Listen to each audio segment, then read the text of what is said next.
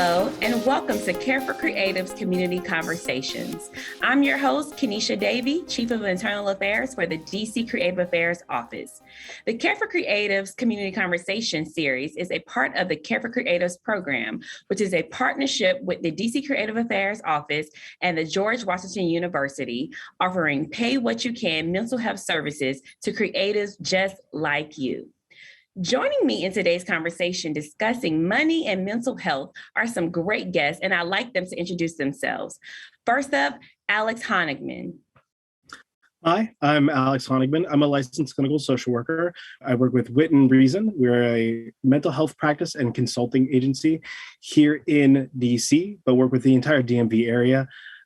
We work with a lot of mental health and money issues because it's DC, money is tight, things are difficult, and COVID hasn't helped. So we do a lot of that work in that space. Next up, we have Michelle Hammonds. Hi, everyone. Michelle Hammonds. I'm the Director of the Office of Financial Empowerment and Education here at the District of Columbia Department of Insurance, Securities, and Banking. We serve as the district's regulator for financial services. I manage our financial empowerment and education efforts, as well as the agency also provides access to financing for small businesses. Thank you, Michelle. So I'm really excited for this conversation today. So we'll get started with you, Alex, by defining a couple of terms that we'll be mentioning throughout our conversation today. So Alex, for a lot of us, when talking about money, it can be a stressful topic. It can cause anxiety. And I would love if you could explain what anxiety and stress are. It's a great question. And kind of making it really simple, there are what I like to break down as stressors, anxiety, and worry. So stressors, things we have to deal with, like a bill or something else that comes our way. Stressors could also be positive, even like a promotion where you have more responsibility and things you have to deal with, or a kid or anything else thereof. Then there's anxiety. It's how we think about it and feel about that given stressor. So whether we're thinking about it, whether we're feeling that pain in our stomach or kind of in our chest or in our neck. And lastly, worry. Worry is something in which we're thinking about something like a bill. Thinking about a bill has never paid a bill. So, worry's out there and it's constant. I totally agree. When we think about other stressors, financial stress is really something that can bother folks nowadays. As we see what has happened with COVID-19, many people are feeling stress of how do they really deal with these financial situations. So I see that happening in the community as well. Thank you both. A lot of times when we're stressed, it impacts our creativity. So Alice, could you share with us some ways that stress does that? That's a great point because creativity is something in which, we only do when we are kind of at ease and we're feeling our best, right? When we walk away from, if you have like writer's block and you walk away from the problem, that's when you have your idea, right? So we all have these conceptions of how stress and anxiety actually get us caught up in that cycle of thinking and thinking and thinking. So creativity is one of those things where if you are a creative, you need to make sure that you're checking that anxiety and stress and making sure that you're putting that kind of putting your self-care into practice. Right. Thank you for that. So, Michelle, you mentioned a few moments ago that you've worked with a lot of creative entrepreneurs who I'm sure have been stressed and trying to figure out their financial planning. What are some ways that you found to be helpful in terms of getting them on the right path? Sure. What I find for many creatives is really coming up with a plan of identifying what can work best for you. Many times when people try to ignore the situation, that is not helpful. And so really thinking through your options for your financial life. That may be something as simple as setting up goals, setting a framework that could work for you. And so when dealing with creatives or anyone for that matter, thinking through what are your goals look like, breaking them down into digestible pieces is helpful in really trying to identify what you want to accomplish and finding the tools to make that happen. One of the things that I think of all the time regarding like financial planning is since there's so much stress and anxiety about it, we need some objectivity. It's like kind of pulling ourselves out of it and really looking at it from kind of that higher level. And you that's the only way you're going to really find your honesty about like what your cost or expenses are, not what you wish they were, not what you wish you would be pulling in, or, what you're hoping for. It's really being objective and making those choices. And that requires that kind of like very self-searching analysis of what is this about, and checking your ego at the door to kind of make sure that your fears around money and the anxiety around money isn't driving the car. And so, you got to ask questions. You have to like really engage in healthy planning. And I think that's a wonderful way to kind of look at that, like set those goals as realistic and understandable. Right. That's very helpful. And Michelle, you mentioned SMART goals just a second ago. And so how can we use those effectively? SMART goals is really just a term that we really work with to help people break down their financial life. I always say you can use it for anything. It's a great framework for how you want to manage things in your life. So SMART stands for specific, measurable, attainable, realistic, and time bound. And so when you think about your goals and you use this framework, it can be very helpful for you to identify when you've reached the goal. Many times when I teach financial education sessions, I'll use an example such as, I want to take a vacation and go to Greece. When I say that just like that, it really sounds like a wish. And, when I want to turn it into a SMART goal and make it obtainable, I have to have a plan to make it an actionable item. And so by using the framework of a SMART goal, I may say, I want to go to Greece in 1 year and I need to save $1,200 so I can make that happen. Mm-hmm. By doing that, I'm able to put a time frame on what that SMART goal looks like and when I know that I've reached it. And then to make it even simpler for myself, I would break down that $1,200 into monthly goals. So I know I need to save $100 a month. If I need to break it down even more, it could be $25 per week. And so when you start to make these large goals and you break them up into smaller bite-sized pieces, it helps someone to really see when they're meeting their goal and make it a little bit more attainable for them. Thank you for that. So Alex, have you used SMART goals in your therapy sessions and your counseling services? So like SMART goals, really useful tool. I mean, and as a therapist, you use all sorts of versions of these tools as well. So like cognitive behavioral therapy talks a lot about like how we view anxiety and what that looks like. Other types of therapy do the same. And, a lot of times we have to break things apart into little tiny pieces to really see what these things are. Because when you're looking at something and you're very anxious about it, usually you're looking at the whole thing. Like you say, like everyone said, the rest of my life, what am I going to do the rest of my life? It's the most anxious question, because who knows whatever that means. Like that's every day from here on out. What is that? And so we really have to be really more specific. We have to gain that objectivity, which that's why mindfulness is getting more and more attention, because it allows for objectivity to occur. So SMART goals are a wonderful way to break down like some concrete, set concrete goals and things that are attainable and very much realistic, and not just, I have to do all the things. All the things is too much. Let's start with one. Wonderful, wonderful. So are there different type of accounts that we can have that help us with our SMART goals, Michelle? Sure. So when someone is thinking about their financial life, I always like to put a goal with why you have your money saved up. Typically, we have our day-to-day activities happening and stay in a checking account. But then we also want to think about other things that can help ease the stress that we might be dealing with. And so having an emergency fund is something that you want to make sure that you have available to you. And that's usually saved in a savings account, because you want that to be able to be cash and available to you whenever you need it. And then you may have accounts that you have for specific goals. I mentioned earlier about a vacation. So I might have a vacation account or something that's a fun account that I might save money in.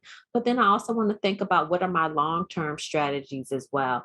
And so that's when retirement types of accounts are helpful for you and things like that. So I really go back to setting your goals and associating those particular goals with the type of account that makes the most sense, whether it be a short-term, medium-term, or long-term goal. Thank you for that, Michelle. like we all know that financial planning can be overwhelming for anyone, especially if they've had unhealthy relationships with money.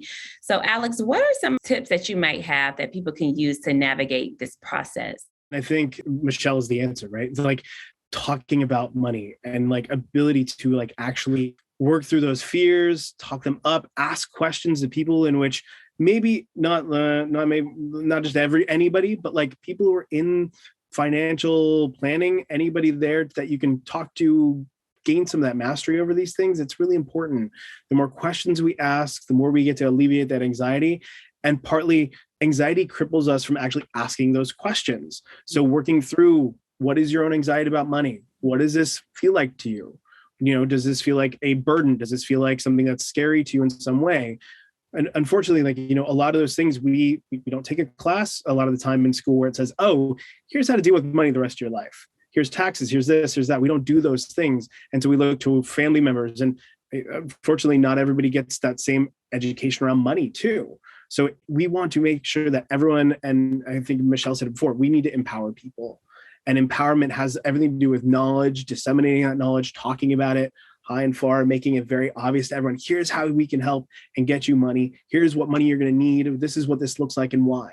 So a lot of this has to do with slowing things down, facing your fear, kind of sitting with it, accepting that you're going to be afraid about it for a little bit until, you know, just like you would like spiders, right?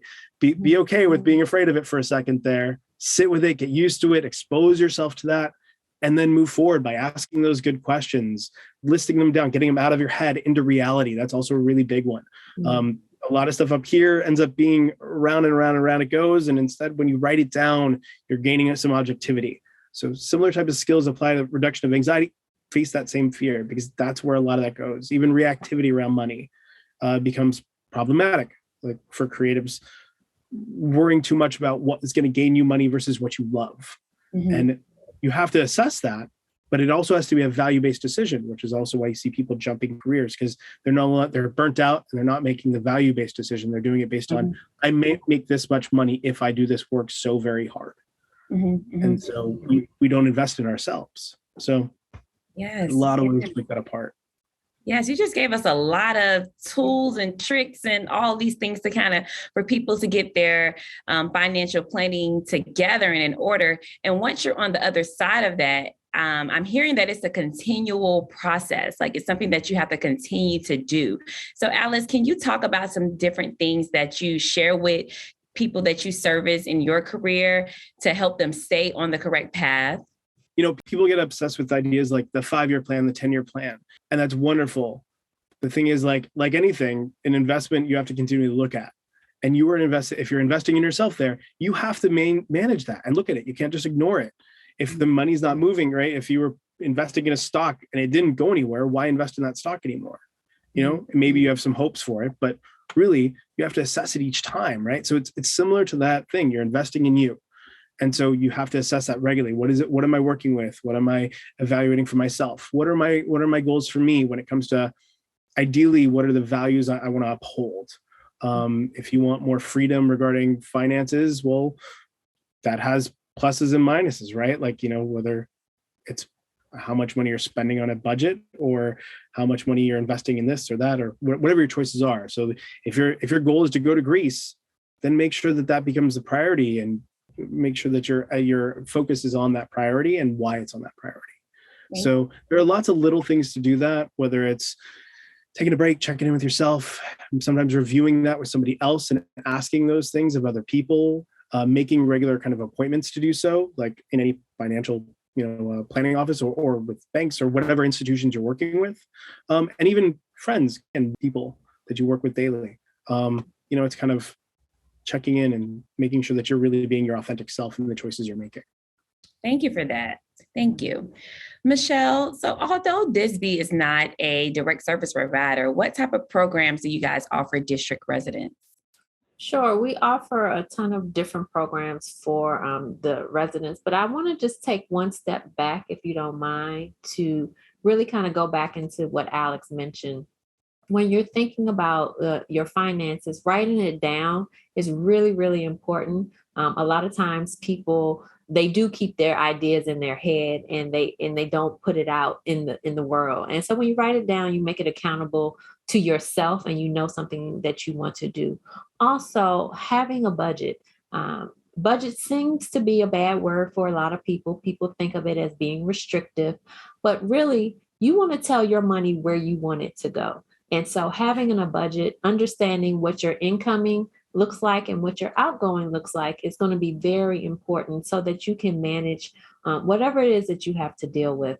So not closing the book and not paying attention to those things can really add more stress to you. So when you think about that, you want to be able to engage in those ways into your resources. The other thing that I would say, as far as what DISB offers for its programs, we really look to provide various resources. One of our main programs is our Bank on DC program, which provides banking access to all district residents with low to no cost financial products and services. So we've worked with financial institutions, both banks and credit unions, to try to make these things happen. Additionally, we have a program called Financially Fit DC. With this, it's a combination of an online financial tool where people can learn all about different finances at their own pace. And so we cover the topics such as making a budget, managing credit, buying a home, planning for retirement, and building wealth. And so these are some of the main financial topics that people may have interest in learning about. And so we really have worked to make sure that it's a customizable program so people can input a few data points. And what comes out is information that's very specific to what their particular goals are. And it helps guide them through that process. So that's something that's helpful. And I'll just mention one other program that we have. It's our Financial Navigators program. With that, we have found that because of COVID-19 and all of the things that have happened because of it, many people are going through a lot of things with having to figure out how to prioritize their financial life. And so this is a program that we have created so that people can connect to a financial navigator to help them prioritize their particular situation, but also connect them to resources that are in the community. And so through these particular programs, it really doesn't matter where you are. If you're getting started with your finances, if you're kind of still learning the process, or you've gone through some financial hiccups and you need to figure out what to do, we have some resources that are available to you.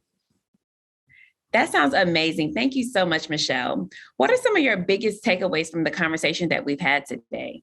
For me, I would say really using some of these tools so that you can figure out what's going on in your life, whether it be specifically with your finances or directly with some other stressors that you might have, and really acknowledging them and coming up with a plan to deal with it. I think that is one of the things that is be helpful for folks. And then the resources that we have available here through the District of Columbia, of course. Thank you. How about you, Alex? As we say at Wit Reason, Dr. Lysis always says, psychology is in everything we do. And I think that's really evident here, where you're like, okay, like, how do we empower people here? And that knowledge is power. And so something like Financially Fit DC eliminates some of that, is a tool, another tool for people to eliminate some of that anxiety, something else to kind of get their head around what they're afraid of regarding money and really work with that. So there are tools out there. There are wonderful people doing the work to do so. And if you're keeping your mental health in order, the other things fall into place. So I think that it's a great balance in trying to connect money, some of that fear, and how to maintain your creative entrepreneurial life. So. Great. Thank you. So Alex, do you have any additional resources that our creatives can use, book suggestion, podcasts, websites, anything like that to help them? witandreason.com. That's WIT and Reason, REASON.com. We have a bunch of different worksheets and tools and other things like that for actually health and wellness. Dr. Lysis, who does wellness coaching, also has an Aura channel, as well as a show with DC Radio. So you can find her there. So the podcasts are actually uploaded with that. Wonderful. How about you, Michelle? I would say checking out the agency's website, disb.dc.gov, it will connect you to all these different resources that I mentioned. That's the easiest way to find the different things, just depending on what you're looking for. But that's a great resource to look at. And then when I'm thinking about just a book or something that I really like, The Automatic Millionaire is a good book as well. It helps provide like a framework for folks to think through how they can access where they currently are and really look through some resources that are available for them to build out their financial life and build wealth in a very easy and accessible way. Thank you. I'm going to have to tap into some of those resources myself, you guys. You guys are giving us some great tips, tools, tricks, all of that to help us with our financial planning. And so people, we want to know how we can connect with you. How can we connect with you, Michelle? Again, the best way to reach our programs and what we're doing at the agency is quite simply disb.dc.gov. Okay, thank you. And how about you, Alex? You can find us at witandreason.com. So whether it's for your mental health needs or you need work in consulting, whether it's DI work with Dr. Alexis or other types of integrated mental health for businesses or anything thereof, we've got you covered, as well as all these different tools and toolbox kind of stuff that we do regarding media and everything else. So they're all there. They're all on the website, really easily accessible. Thank you both for joining us today. I had an awesome time with you two. And thank you to everyone that has been watching. This has been another awesome installment of Care for Creatives Community Conversations hosted by your DC Creative Affairs office. To connect with us, head over to creativeaffairsdc.com where you can find more information on the Care for Creatives Pay What You Can mental health services that we offer in partnership with the George Washington University. Until next time, take care of yourselves.